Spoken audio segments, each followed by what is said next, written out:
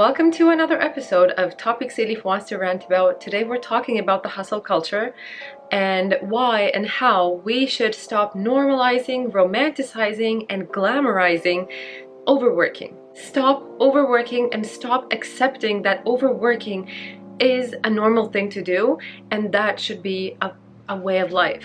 This is a topic that I feel very strong about, and I didn't always feel the same about this. I actually did subscribe to this overworking, hustle culture, the grind, the never-ending work, the non-stop focus on output and productivity and efficiency and results, and kind of spending your 24 hours either doing or thinking about work or always worrying about work. I used to be a part of this, and I used to be a very inherent part of it. I didn't love it, but I didn't raise my voice about it, or I didn't actually voice out that it wasn't okay for me.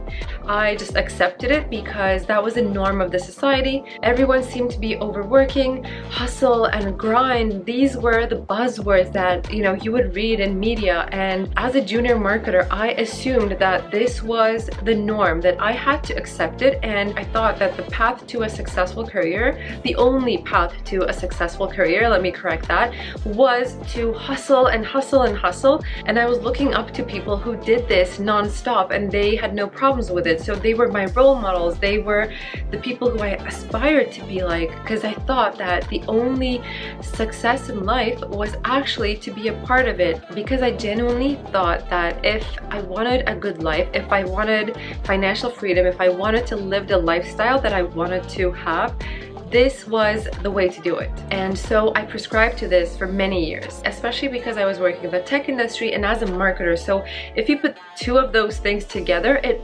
basically is the definition of hustle and this non-stop overworking, a work ethic that you need to kind of follow. The milestone or the event in my life that kind of opened up my eyes to other realities or other options in life and other ways of being happy was when I became a mom. So when I had my daughter in May 2019, I took a maternity leave that was around 12 to 18 months, somewhere in between that time range. And no, I wasn't fully off or away from work because I was trying to build my own business. I was creating content for YouTube and kind of putting in the foundations, trying to set up my business from ground up, because I was realizing that now I had a daughter to take care of, and now that I wanted to do things and wanted to do life differently with her, I needed to find another way which could help me to balance life better. I mean, I was a workaholic, if we're totally being honest here, I need to tell you that.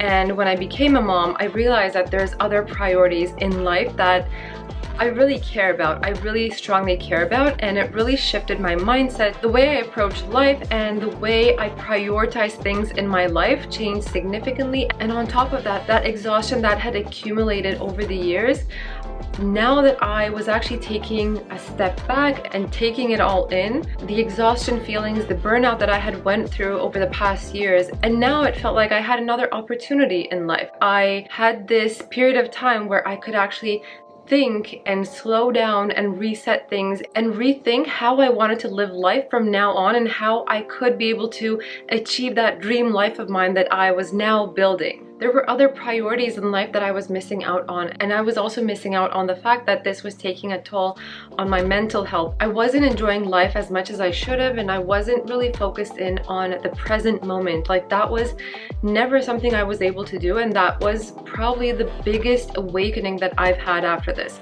Anyway, so that period really helped me to shape my ideas or reshape my ideas around how I think about work and how I think about overworking and the hustle culture and all of that, and how I did not want to be a part of it ever again in my life. And fast forwarding to today, the reason why this topic became top of mind for me is because I've had a series of interviews with this one company and it was all going really well. I really liked the job. I wasn't actively looking for jobs, or I wasn't actively applying for jobs, but when I was doing a research on something very irrelevant, this posting came up and I was really interested. So I applied and it went all really well. So we're at the final stage, and because I deeply care about the work-life balance and that's a priority for me, like that is one particular thing that I cannot miss out on if I'm actually going to make a shift in my life.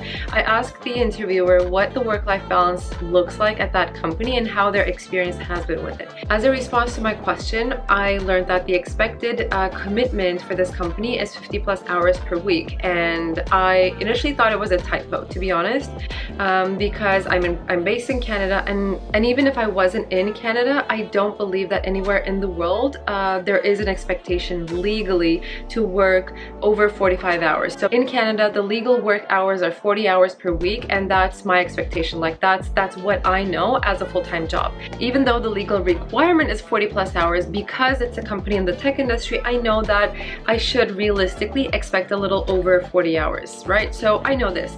I know that the work structure is remote, so yes, that does give me a little bit of flexibility, but I mean, like every company in the world almost is going remote these days, so that's not necessarily something that's a privilege, and that's not necessarily giving me more time or giving me back time to do other things, right? So it doesn't kind of balance out the fact that they're asking for 50+ hours. Anyway, as soon as I saw the response and made sure that it wasn't a typo by confirming it with the person, the process was basically over for me, because the company's approach to work-life balance and how they value or see families and balance and mental health and all those things, it's really, really valuable for me, and it's a game breaker in this case. Following this email conversation, I started to immediately think of these questions once again, to question this overworking, this hustle culture, the fact that this company could talk about it and accept it as a natural thing. It really struck me, and I just had this urge to talk about it, to share,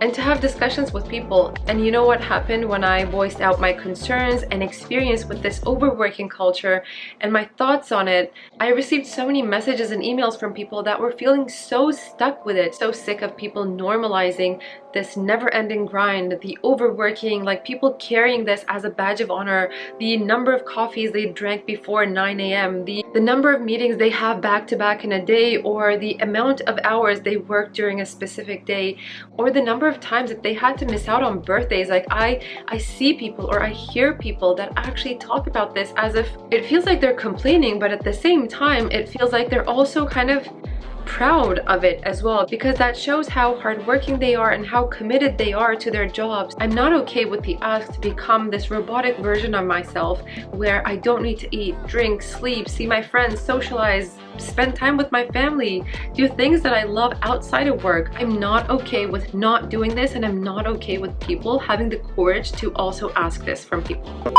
Anyway, enough of me ranting about this topic. There are a couple of key lessons or takeaways that I want you to leave this video off with, and those are: number one, to always aim for meaningful work in your life. Number two is to always prioritize your mental health and well-being at all times and at all costs. And number three is to know your boundaries and protect your boundaries, because no one else is going to do it for you. So you really need to know yourself. You really need to understand your own boundaries, and you need to defend them. Let me know your thoughts, feelings, and experiences about the hustle culture. What do you think about what I've mentioned throughout this video? Do you agree with the argument here, or do you disagree, or what part do you disagree with? I'd love to know. So leave me a comment. Let's start a conversation there. If you like this video, don't forget to hit the like button, please. It means a lot. It really supports the growth of this channel. And also, if you're not subscribed, do consider subscribing. It's totally free. You can change your mind at any time. Thank you so much for watching, and I'll see you next time. Take care. Bye bye.